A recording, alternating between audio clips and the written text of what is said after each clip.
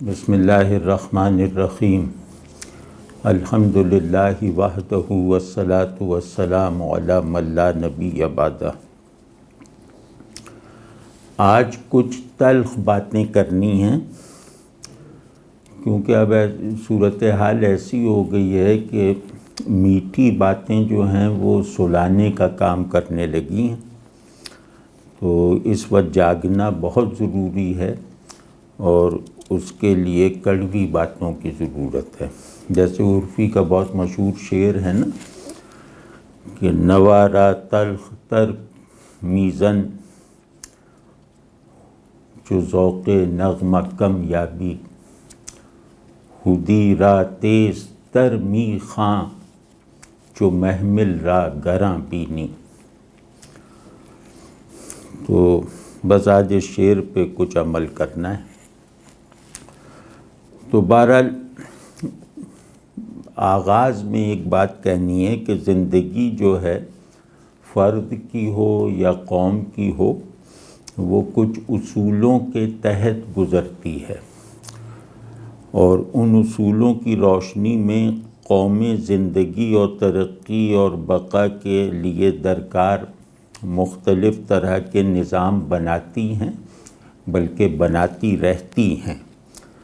تو جو قومیں اس میں ناکام رہتی ہیں، یعنی اپنے مانے ہوئے اصول حیات کو عملی طور پر نفسیاتی سطح پر تہذیبی رخ پر مؤثر بنانے میں ناکام رہتی ہیں، اور وہ اپنے اصول زندگی کے عملی نتائج پیدا کرنے کی اہلیت گنوا بیٹھتی ہیں، ایسی قومیں ختم ہو جاتی ہیں۔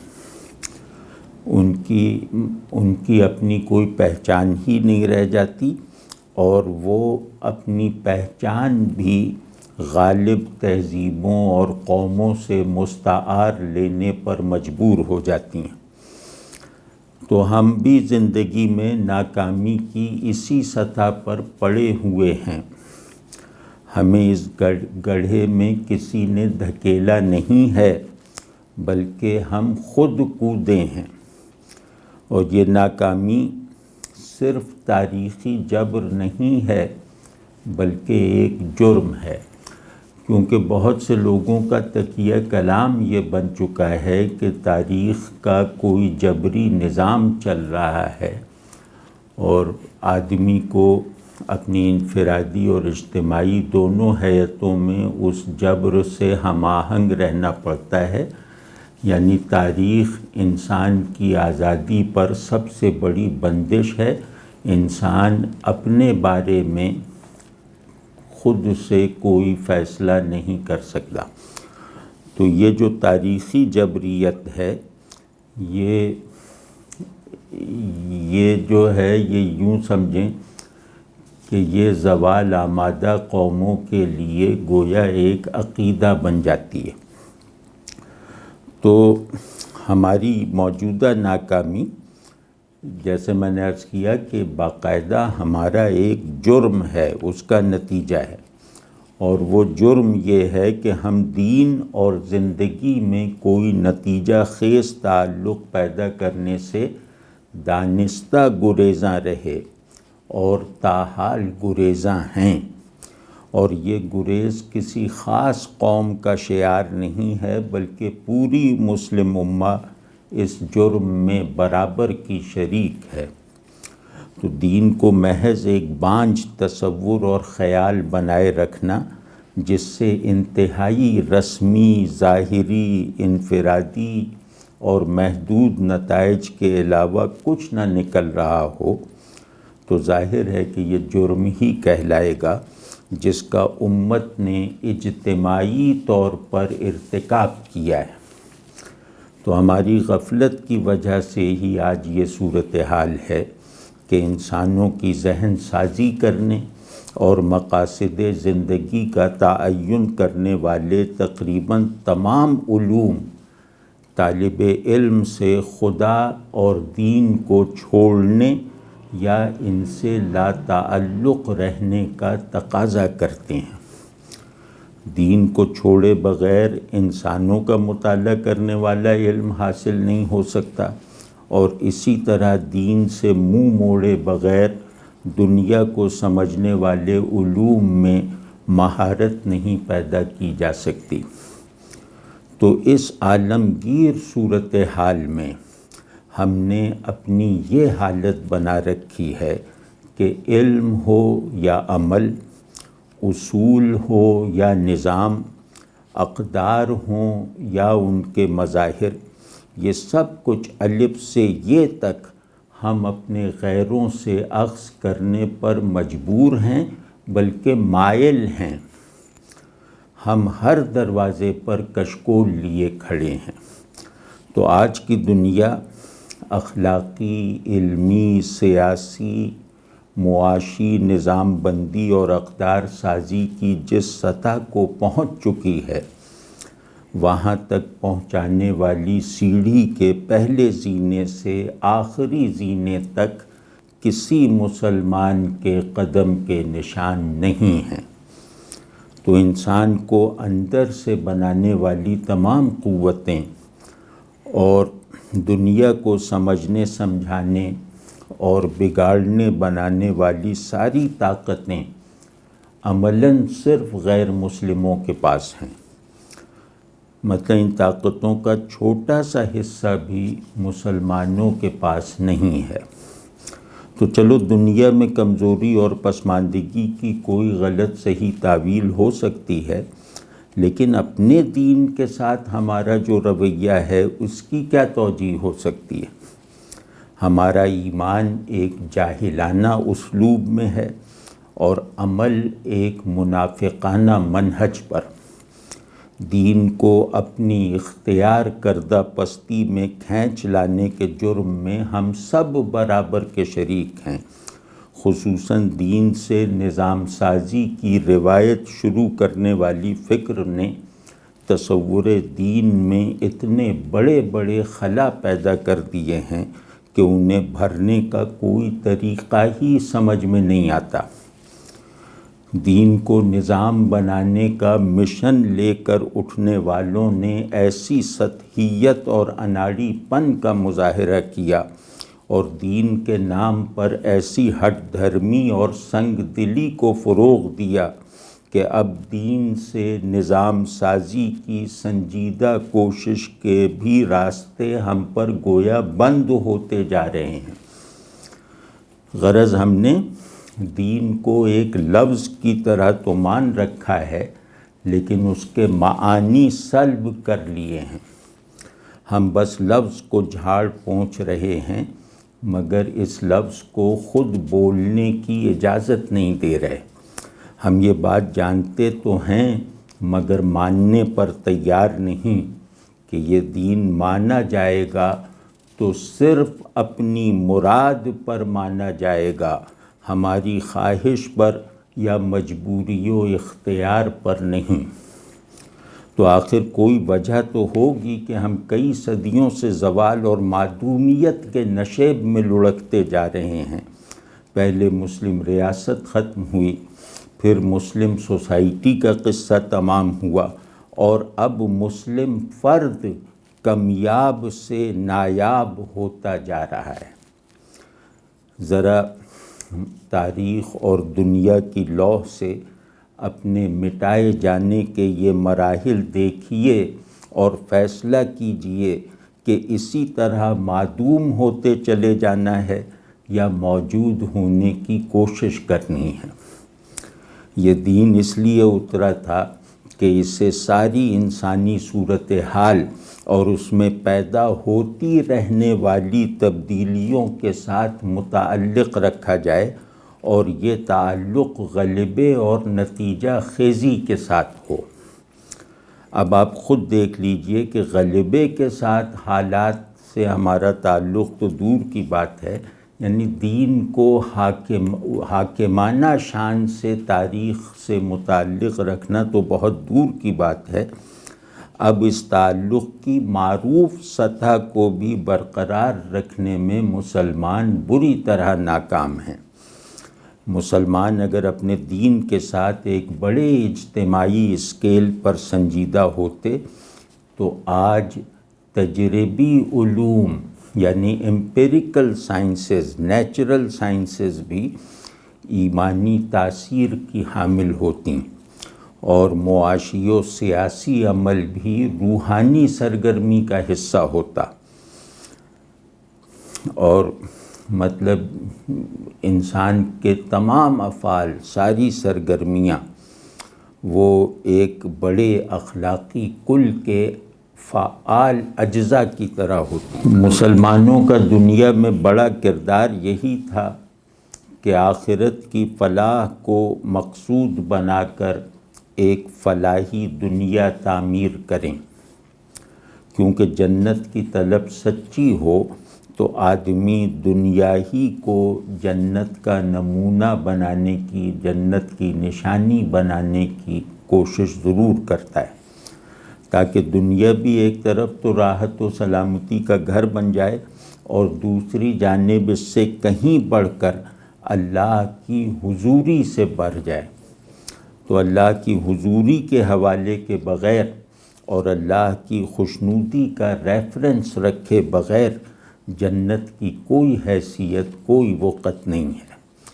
اسی طرح دنیا کی خوشحالی کا ہر تصور تعلق باللہ میں مضبوطی کو مقصود بنا کر ہی قائم کیا جائے گا، ورنہ تو دنیا کی ساری چمک دمک غفلت کے پردے پر بنے ہوئے رنگین نقش و نگار سے زیادہ کچھ نہیں۔ تو مسلمان کا کام تھا کہ اللہ پر ایمان کو اور اس کے ساتھ اخلاص و صداقت کے تعلق کو دنیاوی ترقی اور خوشحالی کا بھی سبب بنا کر دکھاتا، اور اسلام کو دنیا کے لیے سب سے بڑی رحمت اور برکت کی حیثیت سے ثابت کر دکھاتا، اور سب قوموں کو یہ مشاہدہ کروا دیتا کہ دیکھو یہ دین انسان کی ذہنی اور اخلاقی تکمیل بھی کرتا ہے، انسانیت کی مجموعی سطح کو بھی بلند کر دیتا ہے، اور اس کے ساتھ ہی دنیا اور اس کے حقائق کو بھی حالت انکشاف میں لانے کی مربوط، مضبوط اور مقصدی جد و جہد کرواتا ہے۔ لیکن افسوس مسلمانوں نے اپنی اس ذمہ داری کا پاس نہ کیا۔ ان کی وجہ سے آج کی دنیا میں خدا کو نہ ماننا اور اسلام کو قبول نہ کرنا لگتا ہے کہ ایک قابل تسلیم عذر بنتا جا رہا ہے۔ آج ذہن کو ترقی دینے والی، شعور کی ساخت کو بہتر بنانے والی، اخلاقیات میں بامعنی اضافے کرنے والی، معیشت میں کوئی باقاعدہ نظام بن سکنے والی، سیاسیات میں ناگزیر حیثیت اختیار کر لینے والی کوئی ایک بات بھی کسی مسلمان کے منہ سے نہیں نکلی۔ بقول اقبال مسلمان نہیں راکھ کا ڈھیر ہے، اور یہ راکھ کا ڈھیر کہہ رہا ہے کہ مجھے آگ کا الاؤ مانو ورنہ میں تمہیں بھسم کر دوں گا۔ اب سوچئے کہ اس دھمکی پر لوگ ہنسیں گے یا ڈریں گے؟ تو نہایت سطحی باتیں نہایت سنجیدہ ہو کر کی جاتی ہیں، نہایت تیقن اور اعتماد سے کی جاتی ہیں۔ علم دین کا ہو یا دنیا کا، ذہنی سطح کو بلند کرتا ہے، ذہانت میں اضافہ ضرور کرتا ہے، ذہن کی ساخت میں بہتر تبدیلیاں ضرور لاتا ہے، ذہن کو پروڈکٹیو ضرور بناتا ہے۔ تو کیا آج کی دینی تعلیم سے یہ فطری نتائج نکل رہے ہیں؟ ذہن کی بہتری کا ذرا دیکھیے کہ ایک جنرل معیار ہے۔ غالب ذہن میں بہتر تھا اور اس کی اس بہتری کا اقرار فزکس جاننے والا بھی کرے گا۔ ہمارے دینی ذہن کی برتری کا اعتراف علم کے کسی بھی شعبے میں کیا جاتا ہے؟ یہ بہت سنگین صورتحال ہے کہ دین کی علمی ترجمانی کرنے والا ذہن بھی معمولی ہو کر رہ جائے، احوالی نمائندگی کرنے والا قلب بھی مرجھا کر رہ جائے اور اخلاقی مظہر بننے کی ذمہ داری ادا کرنے والا عمل دنیا پر کوئی چھوٹا سا اثر چھوڑنے میں بھی ناکام رہ جائے۔ آج ہم ایسے ہی بن کر رہ گئے ہیں، دوسروں کے دسترخوان پر بیٹھ کر کھانے میں نقص نکالنے والے۔ تو بھائی بہت فکر کریں، مسلم فرد کی تصویر بھی دھندلاتی جا رہی ہے۔ کوئی 30-40 برس پہلے تک یہ ماحول تھا کہ ہر گلی محلے میں 2-4 آدمی ایسے ہوتے تھے جن کو دیکھ کر اپنی کمزوری اور بے عملی کے باوجود مسلمان ہونے پر فخر اور اعتماد محسوس ہوا کرتا تھا۔ مطلب ایک روحانی گارجین شپ تھی جو ہر گلی میں جاری و ساری تھی۔ ہر محلے میں دین کا کوئی چلتا پھرتا زندہ مظہر مل جاتا تھا جسے دیکھ کر مجھ ایسے بے عمل کاہلوں میں بھی دینداری کی کشش پیدا ہو جاتی تھی۔ اس طرح کے 2-4 آدمی پہلے ہر گلی میں ہوتے تھے، پھر یہ صورتحال گلی سے نکل کر محلے تک پہنچی، محلے سے نکل کر قصبے تک پہنچی اور اب قصبے سے نکل کر شہر میں آ رکی ہے۔ اب ہم خود کو یہ کہہ کر تسلی دے لیتے ہیں کہ چلو میری گلی، میرے محلے، میرے قصبے میں نہ صحیح، میرے شہر میں تو 2-4 اللہ کے بندے موجود ہیں جنہیں دیکھ کر اللہ کی یاد آ جاتی ہے۔ تو یہ معاملہ اب شہر سے نکل کر ملک تک جائے گا، اور پھر یوں لگتا ہے کہ ہم یہ سوچ کر خوش ہوا کریں گے کہ ہمارے ملک میں نہ صحیح دنیا میں بہرحال اللہ کے 2-4 دوست موجود ہیں۔ تو جب زوال آتا ہے تو قوم سب سے پہلے اپنی طاقت کے مراکز میں ٹوٹ پھوٹ کا شکار ہوتی ہے۔ تہذیب ٹوٹتی ہے، اس کے بعد معاشرتی ادارے ٹوٹتے ہیں، یعنی معاشرت انسانی نہیں رہ جاتی، ریاست ٹوٹتی ہے، اور پھر بالآخر فرد مرض الموت میں مبتلا ہو جاتا ہے۔ فرد کی آخری بیماری بہت طویل ہوتی ہے۔ ریاست اور معاشرے کے امراض تھوڑے ہی وقت میں موت پر منتج ہو جاتے ہیں، لیکن فرد کو مرنے میں دیر لگتی ہے۔ اب احیاء اسلام اور تجدید دین کا ہر کام فرد کو زندہ رکھنے یا کرنے کی کوشش سے شروع ہوگا۔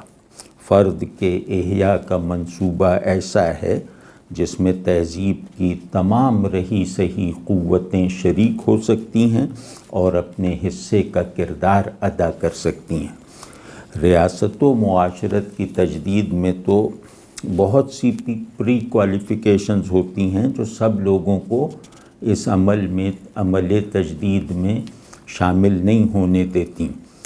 تو آج یوں لگتا ہے کہ ہر مسلمان پر یہ لازم ہے کہ اپنے دین کے مائکرو کازمک یعنی انفسی احیاء کی ایک جذبہ انقلاب کے ساتھ کوشش کرے۔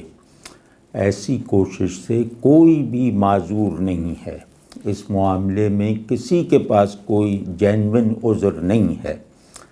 یہ عذر تو ہو سکتا ہے کہ ریاست اور معاشرت غیر اسلامی ہے، مگر میں یعنی ایک فرد کچھ نہیں کر سکتا، لیکن یہ بہانہ نہیں بنایا جا سکتا کہ خود میرے اندر کی دنیا غیر دینی ہے مگر میں مجبور ہوں۔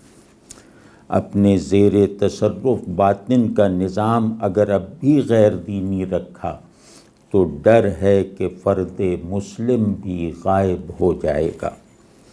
تو بھائی ہمیں اسی وقت کمر کس لینی چاہیے اور کام کا آغاز یہاں سے کرنا چاہیے کہ اپنے آپ کو خدا کا بندہ اور رسول اللہ صلی اللہ علیہ وآلہ وسلم کا سچا امتی بنانا ہے۔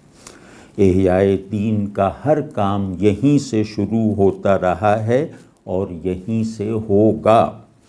خود کو بدلو گے تو دنیا میں تبدیلی آئے گی، آپ دیکھتے نہیں ہیں کہ ہماری تبلیغی یا انقلابی تحریکوں میں، مدرسوں میں اور خانقاہوں میں ایک خزاں سی چھائی ہوئی ہے، ایک بے برکتی سی طاری ہے۔ اس کا سبب غالباً یہ ہے کہ ہم دین کے ترجمان تو بن بیٹھے ہیں، اس کا مظہر نہیں بنے، اس کا جیتا جاگتا مظہر نہیں بنے۔ دین یقیناً اپنی ترجمانی بھی طلب کرتا ہے، لیکن اپنا مظہر بننے کے بعد اس ترتیب کو نظر انداز کیا تو خدا نخواستہ دین کی ترجمانی کے لیے کرائے کے وکیل لانے پڑیں گے۔ لیکن تاریخ ہماری سپریم کورٹ نہیں ہے، یہاں کرائے کے وکیلوں سے مقدمہ نہیں جیتا جا سکتا۔ تو خیر سادہ سی بات ہے، میں خود اللہ کا بندہ ہوں، شخصیت کو چلانے والے پورے میکینزم میں بندگی کے اصول کو مؤثر رکھوں، عمل سے اسے نتیجہ خیز بناؤں اور خیالات سے اس کو تسلسل میں رکھوں۔ یہ ہے وہ ذمہ داری جس کی طرف مجھے ہر کام سے پہلے متوجہ ہونا ہے، ورنہ تو سب مذاق ہے اور نفاق ہے۔ اپنے نفس پر اللہ کی حاکمیت نہیں ہے اور ہم چلے ہیں ملک پر اللہ کی حاکمیت قائم کرنے، دنیا پر اللہ کی حکومت قائم کرنے، اور اللہ کا محکوم ہونے کی لازمی نشانی یہ ہے کہ بندہ چیزوں پر غالب آ جاتا ہے۔ یہ بات میں پھر کہہ رہا ہوں کہ اللہ کی محکومی اگر نصیب ہو جائے تو اس کی بڑی اور لازمی نشانی یہ ہے کہ بندہ چیزوں پر، اپنے حالات پر غالب آ جاتا ہے۔ تو اللہ کے محکوم ہونے کی اس سے بڑی نشانی کوئی نہیں۔ یہ دوسری بات ہے جسے اس لیے عرض کر رہا ہوں کہ نفس کو اللہ کی حکومت میں دینا سب سے بنیادی انقلابی عمل ہے۔ اللہ کا محکوم کسی بے دست و پا انفعالیت کا شکار نہیں ہوتا، یہ کوئی گوشہ گیر وجود نہیں ہوتا۔ اللہ کا محکوم اس حکم کو جس نے خود اسے مسخر کر رکھا ہے تسخیر دنیا کا سبب بھی بناتا ہے۔ تو جس قوت سے بندہ خود کو اللہ کا محکوم بناتا ہے وہی قوت دنیا کی تسخیر میں بھی درکار ہے۔ تو یہ ممکن نہیں ہے کہ اندر کی دنیا اللہ والی ہو اور باہر کی دنیا اللہ سے خالی ہو۔ تو اس لازمی ترتیب کو نظر انداز کرنے کے نتائج آج ہم بھگت رہے ہیں۔ ہم جس دنیا میں رہتے ہیں اس کی ہوا بھی اللہ سے دور لے جاتی ہے۔ کم از کم مجھے تو اس بات پر کوئی شبہ نہیں ہے کہ جدید دنیا کی ایک ایک چیز اللہ سے دوری کا سامان ہے اور جدید زندگی اللہ سے لا تعلقی کا میدان ہے۔ اور ایسا ہونے میں ہماری مجرمانہ غفلت کا بہت ہاتھ ہے کہ آج کی دنیا میں انفرادی اور اجتماعی ترقی دین سے فاصلہ پیدا کیے بغیر ممکن نہیں رہی۔ تو اس دنیا میں ترقی اور خوشحالی کے جتنے اسباب ہیں وہ دین سے غیر مانوس کرنے اور دین کو اجنبی بنانے کا کام کرتے ہیں۔ تو بھائی اس پورے نظام حیات کو اپنے اندر سے خارج کر کے اب اللہ کے لیے جینا سیکھو۔ میری پیاس بھی اللہ کے لیے ہے، میری سیرابی بھی اللہ کے لیے ہے، میری کمزوری بھی اللہ کے لیے ہے، میری طاقت بھی اللہ کے لیے ہے۔ جدید زندگی نے اس عزم وجود کو توڑ دیا ہے اور آج مسلمانوں نے بھی اس زندگی کو قبول کر لیا ہے جسے اللہ سے منہ موڑے بغیر نہیں گزارا جا سکتا۔ ہم زہریلے پانی کی مچھلیاں بننے پر راضی ہیں اور اس سے نکلنے کی خواہش ہی نہیں رکھتے تو کوشش کیا کریں گے؟ تو لیکن بہرحال اس زہریلے تالاب سے نکلنا تو ہے، اور اس سے نکلنے کی کوشش ہمارے لیے ناگوار تو ہو سکتی ہے، لیکن اس میں کوئی بڑی مشکل اور بڑا مجاہدہ نہیں ہے۔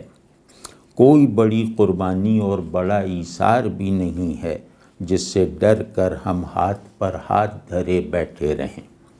سارا کام بس اتنا سا ہے کہ ہمارے ماتھے پر بندے دنیا لکھا ہوا ہے، اسے مٹا کر بندے خدا لکھوانا ہے، اور پھر تھوڑی تھوڑی دیر بعد آئینے میں دیکھتے رہنا ہے کہ بندے خدا کی عبارت یہ ٹیگ اور یہ جو تغرا ہے یہ مدھم تو نہیں پڑا۔ تو آپ سمجھ گئے نا کہ صرف اپنے ذہن میں اپنی شناخت بدلنی ہے، یعنی پہلے صرف اپنے ذہن میں اپنی شناخت بدلنی ہے اور اس شناخت کو محفوظ رکھنا ہے، پھر انشاءاللہ ایک عالمگیر انقلاب کی بنیاد بھی چاہو گے تو پڑھنی شروع ہو جائے گی۔ سرے دست تو ہماری یہ حالت ہے کہ نماز کے وقت بھی اس ادراک کا غلبہ نہیں ہو پاتا کہ ہم بندے خدا ہیں۔ ہمیں اپنا افسر ہونا، ماتحت ہونا، تاجر ہونا، بیمار ہونا، صحت مند ہونا، یہ سب رہ رہ کر محسوس ہوتا رہتا ہے، مگر یہ بات کہ ہم سب سے پہلے اللہ کے بندے ہیں، رسول اللہ صلی اللہ علیہ وسلم کے امتی ہیں، اگر ذہن میں آتی بھی ہے تو بہت تکلف اور تصنع کے ساتھ۔ دنیا کا، اولاد کا یا خود اپنا خیال ذہن میں آ جائے تو ہمارے متعلقہ احساسات بیدار ہو جاتے ہیں، لیکن دین کے ساتھ ہمارے احساسات کا کوئی بامانی تعلق کم ہی رہ گیا ہے۔